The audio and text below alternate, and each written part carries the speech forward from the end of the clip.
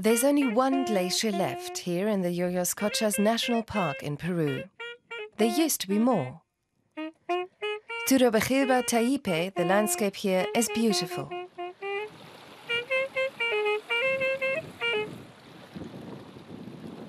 So long as the glacial waters don't disappear, this region, 4,000 meters above sea level, will remain a place he loves.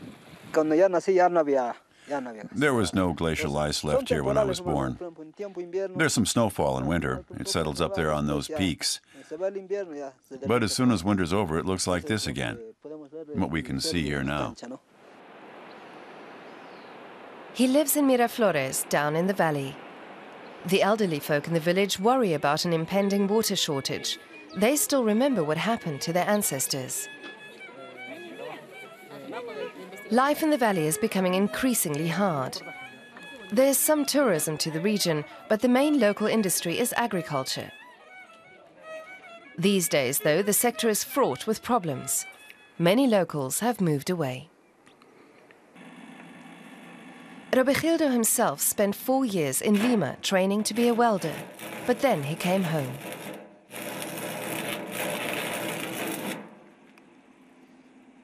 If you go away, then it's because you want to learn some skills. Now I can pass on my expertise to the younger generation so they can make something of themselves here.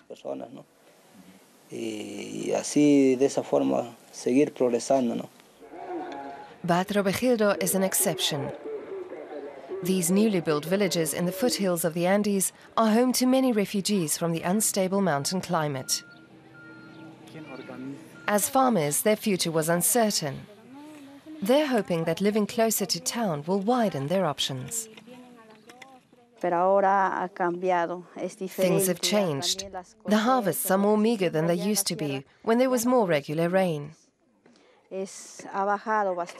These days, it sometimes doesn't rain for months on end. Everything's become unpredictable.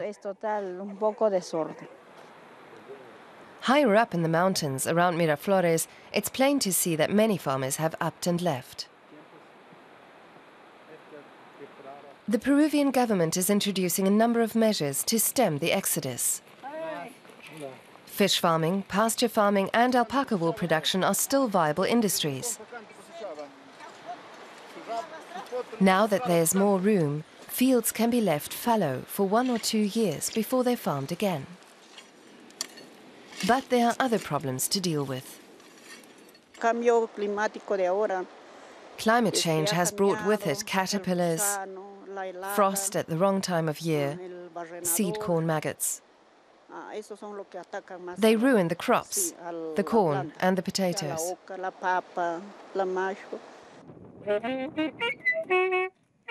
4,000 meters above sea level is what's left of the old Inca village of Huaquis. 100 years ago, the locals were forced to move down the mountain because the water supplies had dried up. This is how the village of Miraflores evolved. But there have long been concerns that the same thing could happen there now too. Scrambling up steep pathways to the nearest spring is exhausting.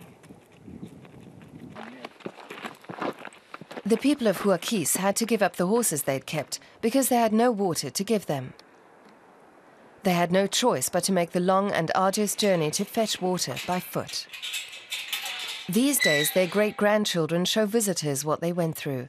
Plinio Reyes is the mayor of Miraflores and says once a year villagers celebrate the harvest festival in the remains of Huaquis. The fate that befell it isn't unusual in the Andes. There are ruined villages the residents had to leave in other regions too. Caraña was a very old village that was relocated. So was Laos. Only ruins are left.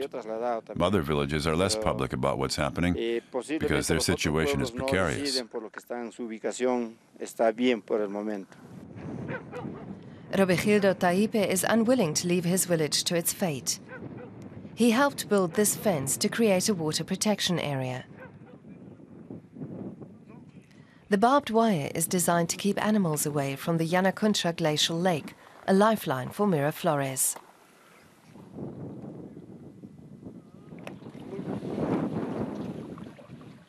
Reed beds are being planted and water tanks built to prevent the water from evaporating or draining away.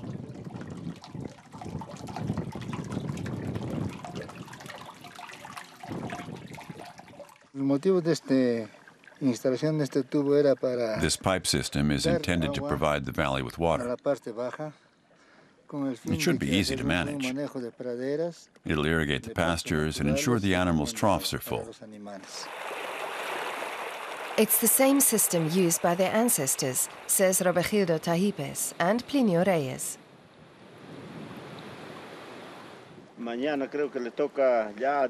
We have a precise rota for irrigating the fields. Tomorrow it's Dennis's turn. Today, Senora Linda's fields are being watered. We can even determine how much water the fields get and when.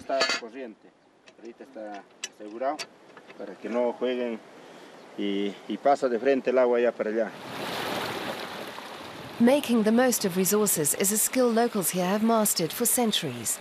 It's just a question of putting it into practice. Senora Linda's alfalfa, which she feeds to her cattle, is flourishing. So long as locals practice sustainable water management, they'll have as little to worry about as these rare torrent ducks, which have returned to the region after a long absence.